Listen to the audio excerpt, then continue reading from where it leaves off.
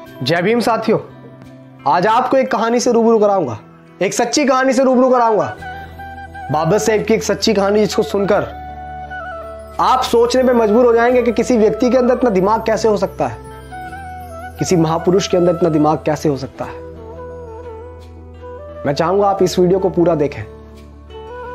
जब बाबा साहेब लंदन से बैरिस्टर बनकर पहली बार भारत वापस लौटे और जब उन्होंने कोर्ट के अंदर, कचहरी के अंदर कदम रखा, तो लोगों ने, जितने भी कोर्ट के अंदर और वकील थे, सबने बाबा साहेब को देखकर यह पहचान लिया था कि ये तो वही है जो महार जाति का व्यक्ति है।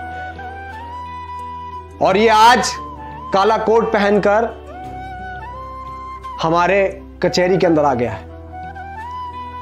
और बाबा साहेब वहां जाकर अपना ठिया ढूंढने लगे। सबके पास अपने अपने ठिए होते हैं बैठने के लिए। जब बाबा साहेब को कोई ठिया नहीं मिला और बाबा साहेब जब ढूंढ रहे थे, तो जो दूसरे वकील थे उन्होंने बाबा साहेब की ओर टोंट कसते हुए, बाबा साहेब की ओर चिड़चिड़ाई मारते हुए बाबा साहेब से बोला, अरे ओ बैरिस्टर, तुम तो बहुत पढ़े लिखे विद्वान हो, तुम्हें क्या जरूरत है कचहरी के अंदर बैठने की, तुम तो बाहर भी कहीं ठिया लगा लोगे, तुम्हारी दुकान चल जाएगी। लेकिन बाबा साहेब ने उनकी उस टोंट मारने को गलत नहीं समझा। बाबा साहेब ने उस बात का बुरा नहीं माना और बाबा साहेब मुस्कुराते हुए ये बोले कि तुमने ठीक कहा। और बाबा साहेब कचहरी के बाहर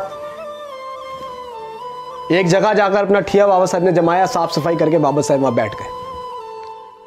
मैं बहुत शॉर्ट में आपको बात बता रहा हूं, कहानी बहुत लंबी है, इतिहास के पन्नों में आप पढ़िएगा। और बाबा साहेब के पास छोटे मोटे केस आने लगे, रोजी रोटी चलती रही, हल्का फुल्का बिजनेस बढ़ा, कारोबार बढ़ा। और उसी दौरान एक सेठ और एक सेठानी का एक बेटा, जो एक लौता बेटा था, उसको फांसी की सजा बोली गई थी। वो सेठ और सेठानी पूरी मुंबई में ऐसा कोई वकील नहीं छोड़ा जिसके घर वो ना घूमे, जिसके पास भी जाते और जिसको भी वो फाइल दिखाते अपने बच्चे की, वो मना कर देता कि तुम्हारा बच्चा नहीं बच पाएगा। उसने बहुत पैसा खर्च कर दिया उस सेठ ने, और वो सेठ ढूंढता ढूंढता ढूंढता पूरी मुंबई को खंगालता हुआ उसी कचहरी के अंदर पहुंचा जिस कचहरी के बाहर बाबा साहेब बैठे हुए थे, हमारे मसीहा डॉक्टर भीमराव अंबेडकर बैठे हुए थे। और जब उस कचहरी के अंदर उस सेठ ने अपने बच्चे की फाइल को दिखाया, एक लौते बेटे की फाइल को दिखाया, तो किसी भी वकील ने उसकी फाइल लेने से इनकार कर दिया कि इसमें कुछ नहीं हो सकता, तुम्हारे बच्चे को कोई नहीं बचा सकता है। उस सेठ ने ऐसे ऐसे बड़े बड़े वकीलों को दिखाया जो कानून को अपना घर मानते थे, जो ये बोलते थे कि कानून तो हमारी मुट्ठी में है। ऐसे ऐसे वकीलों को वो फाइल दिखाई, लेकिन सबने उस फाइल को देखकर इनकार कर दिया।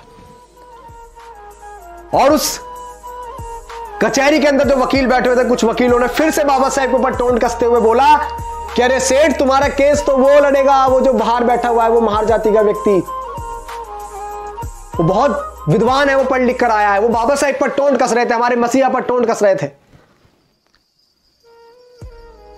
वो हमारे मसीहा पर चिड़चिड़ाहट मार रहे थे। और जब, क्योंकि सेठ जो है वो मन से रो रहा था, उसे एक आशा की किरण चाहिए थी बस, क्योंकि उसका एक लौता बच्चा जिंदगी और मौत के बीच में अटका हुआ था। और जब उस सेठ ने सुना, उस वकील ने उस सेठ से बोला, तो सेठ उसकी बात मानकर वहीं पहुंच गया बाबा साहेब के पास, और उसके बाबा साहेब के चरणों में जाकर वो जा लौटा और बोला कि हे बैरिस्टर, हे बाबा साहेब, मेरे बच्चे को बचा लो। तो बाबा साहेब ने बोला, सेठ उठो, मैं क्या कर सकता हूं, मैं क्या मदद करूंगा। ये फाइल तुमने किसी और व्यक्ति को, किसी और वकीलों को दिखाई होगी, उनको, उनके पास जाओ, मेरे पास क्या करने आए हो, मैं क्या करूंगा, मैं तो एक महार जाति का हूं, मैं क्या करूंगा, मैं तो नीच जाति से हूं ना। सेठ, आप बड़े बड़े वकीलों को दिखाओ। तो सेठ ने बाबा साहेब की शक्ल देखकर बोला कि नहीं, अगर मेरे बच्चे को कोई बचा सकता है तो बैरिस्टर आप बचा सकते हैं, वरना पूरी दुनिया की ताकत कोई मेरे बच्चे को नहीं बचा सकती। ये मैं आपका चेहरा पढ़कर बता रहा हूं कि बाबा साहब मेरी बात आप मान लीजिए, बैरिस्टर मेरी बात मान लीजिए, क्योंकि मैं तो एक बाप हूं, मैं उस पीड़ा को सहन कर लूंगा। लेकिन जो इसकी माँ है, जब उसकी माँ को पता लगेगा कि उसका बच्चा नहीं रहा, तो वो भी उसके गम में मर जाएगी। मेरे घर से 2 अर्थियां उठेंगी बाबा साहेब, मेरे घर से 2 अर्थियां उठेंगी। मेरा एक लौता पूत है, मेरा इतना बड़ा कारोबार है, इतने बड़ा बिजनेस है, इसे कौन संभालेगा, क्या करूंगा मैं इसका। जब बाबा साहेब ने सुना कि उसकी मां मर जाएगी, तो बाबा साहेब को वो बात याद आई कि जब बाबा साहेब छोटे से थे, तो बाबा साहेब की माता भीमाबाई ने एक बात कही थी कि भीमा, अगर कभी जरूरत पड़े किसी निर्दोष की जान बचाने के लिए, किसी का पूत की जान बचाने के लिए, अगर किसी अच्छे काम के लिए झूठ बोलना पड़े, तो संकोच मत करना भीमा, संकोच मत करना। और बाबा साहेब ने फाइल देखी और बाबा साहेब ने फाइल देखकर बोला कि सेठ ये बताओ, ये फाइल तुमने अब से पहले किसी और वकील को दिखाई? तो सेठ ने बोला कि है बैरिस्टर, मैंने ये फाइल दिखाई नहीं, मैंने इस फाइल पे इतना नोट खर्च किया कि किसी की आने वाली 3 पीढ़ी भी कमा नहीं सकती। मैंने इतना नोट इस फाइल पर खर्च कर दिया है, बस आप मेरे बच्चे को बचा लीजिए। ऐसे हाथ जोड़ के वो गिड़गिड़ा रहा था, बाबा साहेब के चरणों में गिर रहा था, बाबा साहेब के सामने हाथ जोड़ रहा था। और जब बाबा साहेब ने उसकी पीड़ा सुनी, उसकी फाइल देखी, तो बाबा साहेब ने बोला कि जाओ सेठ, मैं तुम्हारे बच्चे का केस लड़ूंगा, जाओ। और जब बाबा साहेब माने केस लड़ने को,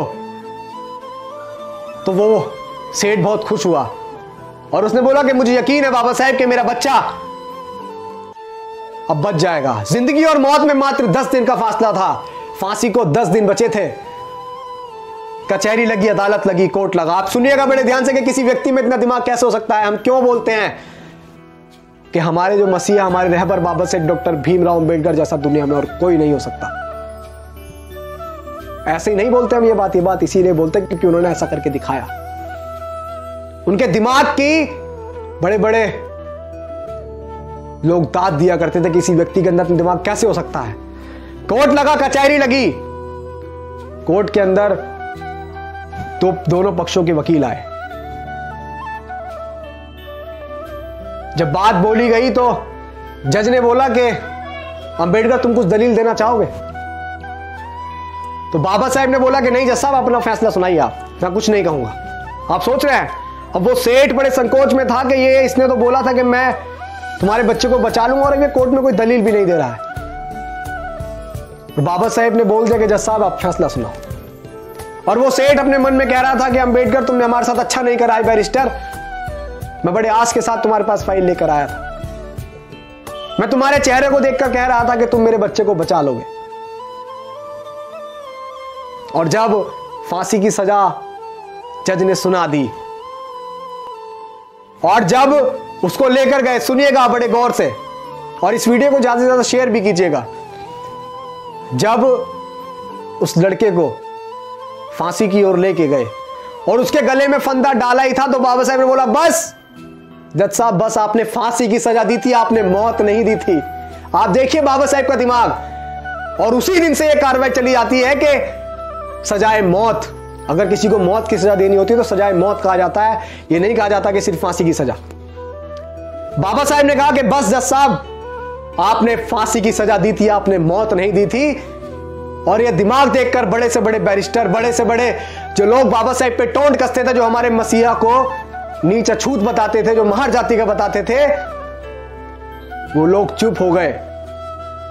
और हमारे बाबा साहब शेर की तरह उस बच्चे को छुड़ाकर उस मां के पास लेके गए कि ये ले तेरे तेरा बच्चा।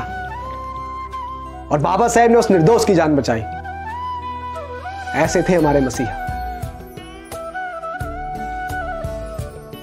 और हमारे मसीहा ने हमें बहुत अच्छा जीवन देने के लिए बहुत कुछ सहा है। तो आप सभी से गुजारिश है कि बाबा साहेब की मूवमेंट में हिस्सा बनिए, इस मूवमेंट का हिस्सा बनिए और समझिए कि बाबा साहेब का कारवां क्या था, उनकी कुर्बानियां क्या थी। किताबों में पढ़िए। जय भीम, जय भारत।